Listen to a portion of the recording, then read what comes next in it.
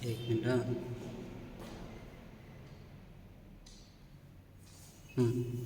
Good morning student, myself Neelam. हमने last class में मेरा विद्यार्थी जीवन पढ़ा था, उसी के आगे मैं शुरू कर रही हूँ 104 पेज नंबर से। उससे पहले मैं आपको बताना चाहती हूँ कि हमने विद्यार्थी जीवन के बारे में पढ़ा था कि गांधी जी का विद्यार्थी जीवन कैसा था, उनको किस बात के लिए सजा मिली थी और उनको जबरदस्ती उनके टीचर के कहने पर जो है उन्हें व्यायाम की क्लास में जाना पड़ता था, खेल कूद करना पड़ता था। जो वो नहीं चाहते थे, अपने पिताजी की सेवा करना चाहते थे, परंतु उनको जबरदस्ती व्यायाम के लिए ले जाया जाता था। इसलिए फिर उन्होंने जो है उसके लिए अपने पिताजी से भी कहा, तो उसके ही आगे हम शुरू कर रहे हैं। मुझे इस बात से अत्यंत दुख हुआ कि मैं झूठा समझा गया।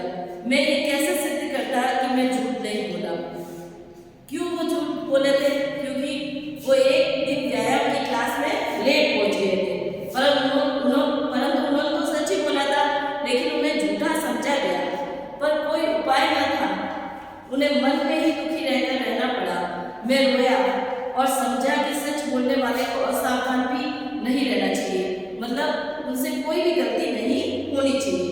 अपनी पढ़ाई के दिनों में मेरी वह पहली और आखिरी भूल थी, मतलब फर्स्ट और लास्ट भूल थी। मुझे कुछ याद है कि अंत में वह जुर्माना माफ कर दिया गया था।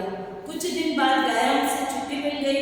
पिताजी की चिट्ठी जब हेडमास्टर जी को मिली कि मैं अपनी सेवा शुश्रूषा के लिए स्कूल के बाद इसे अपने पास चाहता हूँ, तब जाकर मुझे उससे छुटकारा मिला। मतलब पिताजी ने जब ये कहा कि उनकी सेवा के लिए उन्हें गांधी जी की जरूरत है, तब हेडमास्टर ने उन्हें व्यायाम की क्लास में आने से मना कर दिया। व्यायाम की जगह मैंने घूमना जारी रखा, मतलब व्यायाम की जगह मैं जो है वॉक करने लगा। इस कारण शरीर से मेहनत न करने की भूल के लिए शायद सजा न भोगनी पड़ी, मतलब शरीर से किसी न किसी तरह से मैं मेहनत करता था। परंतु एक दूसरी भूल की सजा मैं आज तक पा रहा हूँ कि पढ़ाई में सुलेख होना आवश्यक नहीं है। मतलब एक मेरे से बहुत बड़ी गलती हुई थी कि पढ़ाई में जो है सुलेख की कोई आवश्यकता नहीं है, मतलब अच्छी लिखावट की कोई आवश्यकता नहीं है। ये कुबुद्धि मेरे मन में न जाने कहाँ से आ गई, ये जो है गलत धारणा मेरे मन में कहाँ से आ गई, जो ठेठ विलायत जाने तक रही। मतलब जब मैं विलायत गया तब तक रही। खासकर दक्षिण अफ्रीका में, जहाँ वकीलों और दक्षिण अफ्रीका में जन्मे व बड़े युवकों के मोती की तरह अक्षर देखे। मतलब जब मैं वहाँ के वकीलों से मिला और दक्षिण अफ्रीका में जो जन्मे थे उन युवकों की जो सुंदर राइटिंग मैंने देखी, तब मुझे बहुत शर्म आई। मैं बहुत लजाया और पछताया। मैंने देखा कि लेख का खराब होना अधूरी शिक्षा की निशानी है, मतलब लिखावट भी सुंदर होनी चाहिए। जो मैं आपसे हमेशा ही कहती हूँ कि आप भी सुंदर राइटिंग निकालो। मैंने पीछे अपना लेख सुधारने की कोशिश की, परंतु पके घड़े पर कब मिट्टी चढ़ सकती है। मतलब एक बार जब कुम्हार अपनी मिट्टी से बर्तन बनाता है और उसको पका देता है और फिर से अगर उस पर गीली मिट्टी लगाना चाहेगा तो वो कभी नहीं लगा पाएगा।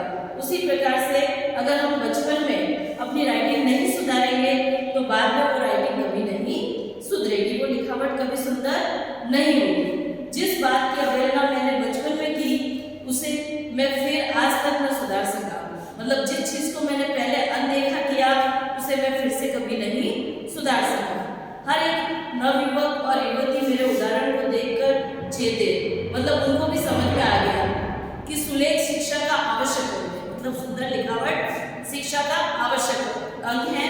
लेख सुधारने के लिए लेखन कला आवश्यक है। लेख सुधारने के लिए हमेशा लिखने की कला भी आनी चाहिए। मैं तो अपनी ये राय बता रहा हूँ कि बालकों को आलेखन कला सीखनी चाहिए। आलेखन मतलब देखकर सुंदर राइटिंग निकालना। जिस प्रकार पक्षियों और वस्तुओं आदि को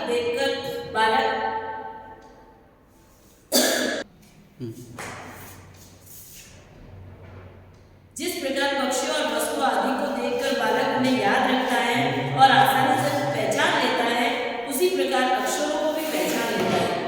जब आलेखन कला सीखकर चित्र बनाना सीख जाता है, तब यदि अक्षर लिखना सीखे तो उसके अक्षर सुंदर हो जाएंगे। जिस प्रकार हम चित्र देखकर अच्छे चित्र बना लेते हैं, वैसे ही हमें सुंदर अक्षर देखकर अक्षर भी सुधारने चाहिए। संस्कृत मुझे रेखा गणित से भी अधिक मुश्किल मालूम पड़ी।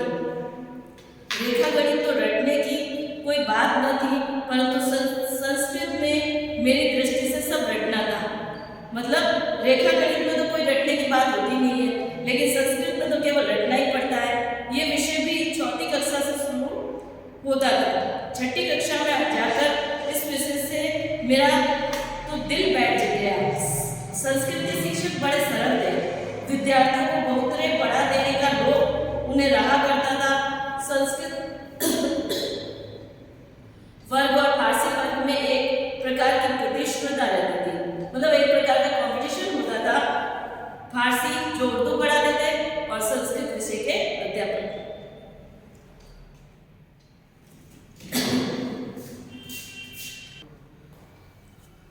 संस्कृत वर्ग और फारसी वर्ग में एक प्रकार की प्रतिस्पर्धा रहती थी, मतलब कॉम्पिटिशन होता था। फारसी के मौलवी साहब नरम आदमी थे। नरम मतलब सरल स्वभाव के थे। विद्यार्थी आपस में बातें करते कि फारसी बड़ी सरल है और मौलवी साहब भी भले आदमी है। विद्यार्थी जितना याद करता उतने पर वे लिखा लेते थे। मतलब जितना विद्यार्थी पढ़ लेते थे उसमें वो नंबर दे देते थे। सरल होने की बात मैं ललचाया और एक दिन फारसी की कक्षा में जा बैठा। मतलब संस्कृत उनको हार्ड लगती थी, तो उन्होंने सोचा मैं भी फारसी की कक्षा में जा बैठता हूँ। संस्कृत के शिक्षक को इसका दुख हुआ, बहुत दुख हुआ। उन्होंने मुझे बुलाया और कहा, ये तो सोचो कि तुम किसके लड़के हो। मतलब तुम हिंदू धर्म के वो धर्म की भाषा तुम नहीं पढ़ना चाहते, तुम्हें हिंदू धर्म जो पढ़ाना है वही पढ़ना चाहिए। तुमको तो कठिनाई हो सो मुझे बताओ। अगर तुम्हें इस विषय में कोई परेशानी है तो मुझे बताओ। मैं तो समस्त विद्यार्थियों को अच्छे संस्कृत पढ़ाना चाहता हूँ। आगे चलकर तो इसमें रस की बूंदें मिलेगी। मतलब तुम्हें इसमें आनंद आएगा। जब तुम संस्कृत बड़ी क्लास में जाके पढ़ोगे तो तुम्हें और अच्छा आनंद मिलेगा। तुमको इस तरह निराश नहीं होना चाहिए। तुम फिर मेरी कक्षा में आकर बैठो, एक बार आकर देखो, तुम्हें जो समझ में ना आए वो मुझे फिर से पूछ लेना। मैं शर्मिंदा हुआ, मुझे शर्म आई। शिक्षक के प्रेम की अवहेलना न कर सका। मतलब इतने प्रेम से मुझे उस शिक्षक ने समझाया तो उसको मैं अनदेखा न कर सका। आज मेरी आत्मा मास्टर कृष्ण शंकर का उपकार मानती है कि उन्होंने मुझे संस्कृत पढ़ने के लिए उत्साहित किया, क्योंकि जितनी संस्कृत मैंने उस समय पढ़ी थी, यदि उतनी भी न पढ़ी होती तो मैं आज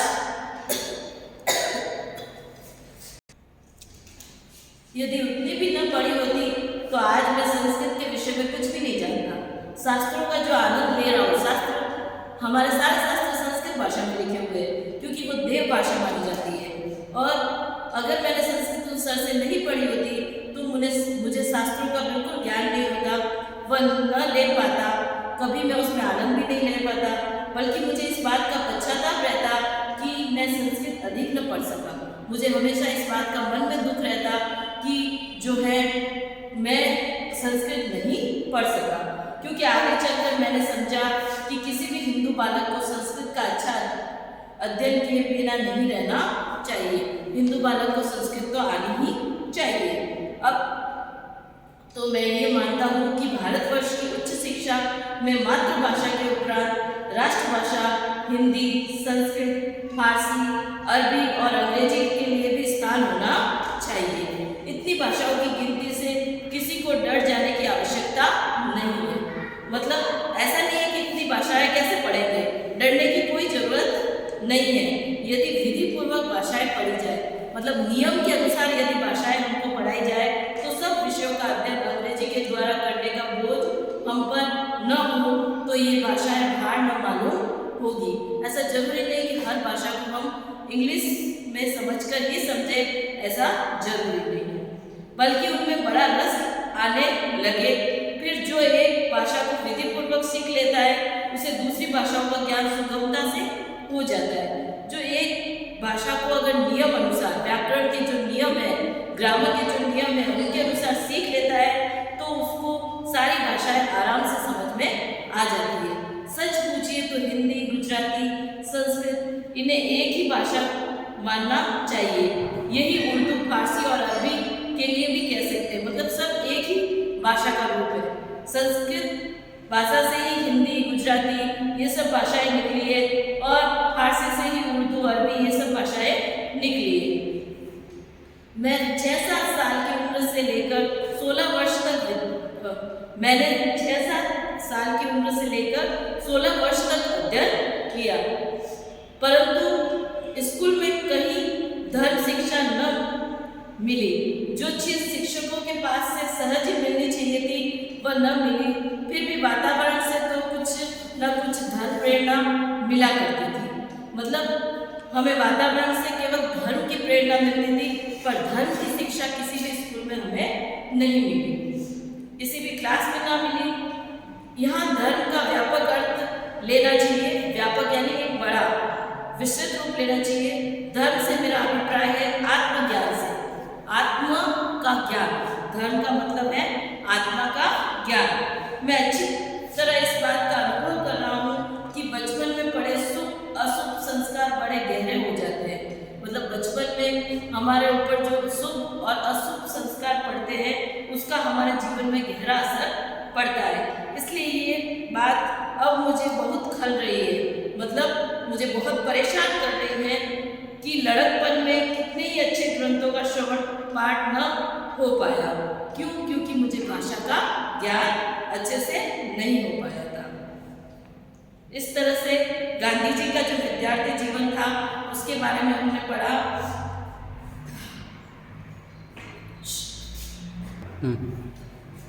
जैसा कि हमने गांधी जी के विद्यार्थी जीवन में पढ़ा है कि उन्हें जो है भाषा ज्ञान में जो है अच्छा अनुभव था कि हमें सारी भाषाओं का ज्ञान होना चाहिए।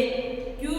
एक ही भाषा को अगर अच्छे से हम समझ लें, अच्छे से व्याकरण का ज्ञान कर लें तो वो भाषा हमें अच्छे से समझ में आ जाती है।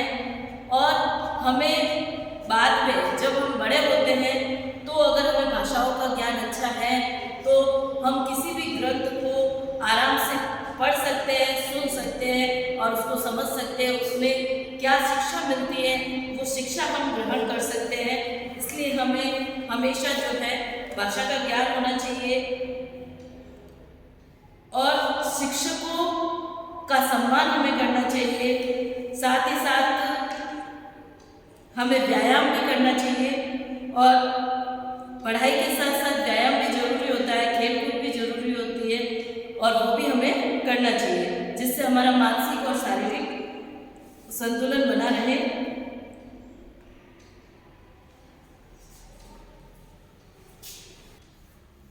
Okay, thank you. मैं आपको क्वेश्चन आंसर और एक्सरसाइज जो है ग्रुप में सेंड कर दूंगी और आपको कोई परेशानी हो तो आप मुझे बता देना।